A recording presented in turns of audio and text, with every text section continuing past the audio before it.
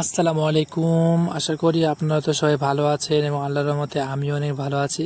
তো আমি আমার ময়ূরপঙ্খী কবুতরগুলোকে ভটভটি মতো আওয়াজ করে এরকম অবস্থা।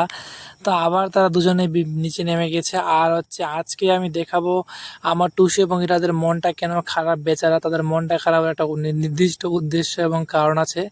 সেই কারণটা আপনাদের সামনে আজকে দেখাবো। আর বৃষ্টি হচ্ছিল প্রচুর। আজকের দিনটা একটু গরম দিয়েছে, বৃষ্টি হয় না, তাই সবাই বাইরে আছে। আর এখন আমি ভিতরে গিয়ে আপনাদেরকে দেখানোর চেষ্টা করব আমার কবুতরগুলো সবাই কে কী করছে এবং টুসু ইরাদের মনটা কেন এত খারাপ। বেচারাদের মনটা খারাপ হওয়ার একটা নির্দিষ্ট অনেক বড় কারণ। তো আমি এখন আমার কবুতরের ঘরের মধ্যে ঢুকে গেলাম। এখানে একটা খাঁচা দেখতে পাচ্ছেন। এই যে মাশাআল্লাহ, এখানে আমার সুন্দরীগুলো ডিম দিয়ে দিয়েছে। দেখুন, একটা ডিম দিয়েছে। তো আমি শুনেছি কবুতর পালন, ফেন্সি কবুতর খাঁচায় পালন বেস্ট। তো তাই আমার সুন্দরীগুলোকে খাঁচায় আটকে রেখেছি। এবার দেখি খাঁচায় ডিম বাচ্চা করে কি না। আর এরপরে এই যে এদেরকে এবার আমরা টুসুদের ওখানে যাচ্ছি আমি। বেচারাদের মন খুবই খারাপ, দুজনেই বসে আছে। এই যে এদেরকে এখানে আটকে রাখছি। নতুন একটা খাঁচা তৈরি করেছি বাড়িতে, অনেক কষ্ট করে, অনেক পরিশ্রম করে। হাতগুলো আমার একদম কেটে কেটে শেষ হয়ে গেছে, এরকম অবস্থা। কত কষ্ট করে খাঁচাটা তৈরি করেছি আমি। প্রায় বাজারে এর দাম মিনিমাম ৮-৯০০ টাকা নিত, এরকম অবস্থা। কিন্তু এটা আমি কোনো কষ্ট করে বানিয়েছি, প্রায় ৪০০ টাকার মতো লেগেছে। তো এই যে দুজনে বসে আছে, কত মন খারাপ করে দুজনে বসে আছে। একজন বসে আছে যেখানে ডিম পাড়ার জন্য একটা খোলা দিয়েছে ওখানে, আর টুসুর একজন বসে আছে নিচে। দুজনের মনটা খুবই খারাপ, কেননা তারা খাঁচায় আটকানোর জন্য। আর এখানে তাদের জন্য আমি পর্যাপ্ত জল এবং খাবার দুটোই রেখে এবং গ্রিড তিনোটাই দিয়ে রেখেছি।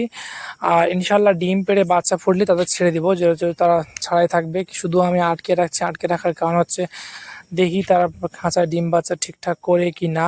কেননা এর আগে ওখানে করলাম কি যেন ইঁদুরে না কিসে বা এরা করে বাচ্চা মেরে ফেলছিল এবং ওখানে বাচ্চা ফুটলো, এবার মরে গেল। এটা করতে করতে এই করতে করতে সব শেষ।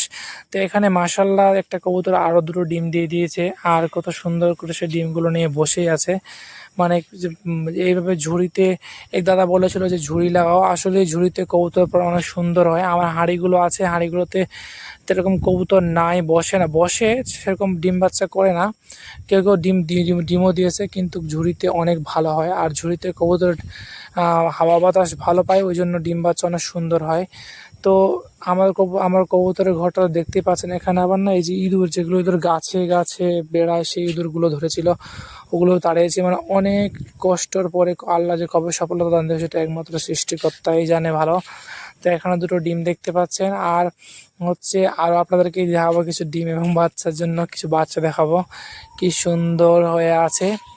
তো এই আমার কবুতর পালন কেমন অবশ্যই বলবেন। আর ততটা অভিজ্ঞ না আমি, কেবল দেশি কবুতর পালন করার অভিজ্ঞতা মোটামুটি একটু হয়েছে, কিন্তু ফেন্সিদের প্রতি এখনও সাকসেস হতে পারেনি।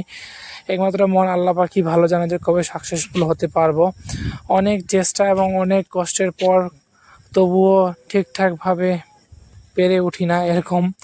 একবার বাচ্চাগুলো টিকাতেই পারে না, একবার যে টিকলো বড় হয়ে সেও দম ছেড়ে দিল, এরকম অবস্থা। তো এখানে আমাদের কিউর স্টিফানে বেবি, একে টেম করাতে ছিলাম, কিন্তু করবো না। টেম অন্য পুরোনো বাড়ি থেকে এনে করব। ভাবলাম যে আমার ফার্মের কোনো সাদা কবুতরই একটাই, ওই জন্য এই এখানেই থাক। তো বেশ অনেক কিউট টাইপের একটা দেখতে বাচ্চাটা। সাদা কবুতর আমার পছন্দের কবুতর, ওই জন্য যে লক্ষাগুলো সাদা নিয়েছে। আর ওগুলো কেবল নতুন। তো এক ভাইকে বলতে হবে আর জোড়া লক্ষা দেখার জন্য, আর জোড়া লক্ষা নিব। এই লক্ষাটা একজনকে দিব, নাহলে আর জোড়া লক্ষা নিতে হবে, অ্যাডাল্ট লক্ষা বা সিম অ্যাডাল্ট। তো আমার কবুতরের ফার্মের চারদিকটা অনেক ঘাস জমে গেছে। আর যেহেতু প্রচণ্ড বৃষ্টির কারণে অনেক ঘাস হয়ে গেছে, এই ঘাসগুলো পরিষ্কার করে দিতে হবে। চারিদিকে বৃষ্টির জন্য মাঠ ঘাটে জল এবং কাদা। আর এই বেচারা এখানে দাঁড়িয়ে দাঁড়িয়ে ঘুম পাড়ছে, এরকম অবস্থা। তো কত সুন্দর চারিদিকের আবহাওয়া এবং পরিবেশ। আর এই মধ্যে আমার কবুতর পালন, একসময় অনেক কবুতর হবে এই আশায় কবুতর পালনের জন্য অপেক্ষা করছি। সৃষ্টিকর্তা চাইলেই সব কিছু সম্ভব। তো চারিদিকটা কি সুন্দর সবুজে সমারোহ। ঘাসগুলো কেটে দিতে হবে, যেহেতু সাপ পোকার উৎপাদ নাহলে বেড়ে যেতে পারে, ওই জন্য ঘাসগুলো কেটে পরিষ্কার করে দেবো জায়গাটা।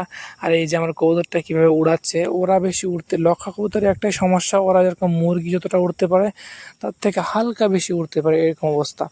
বাদ বাকি অন্য কবুতরগুলো বেশ ভালোই সবাই ফ্লাই করতে পারে, কেননা ওদের পিছনে ঝোপালো ডেনার জন্য ময়ূরপঙ্খী কবুতরগুলো ঠিকঠাক উড়তে ততটা ভালো পারে না।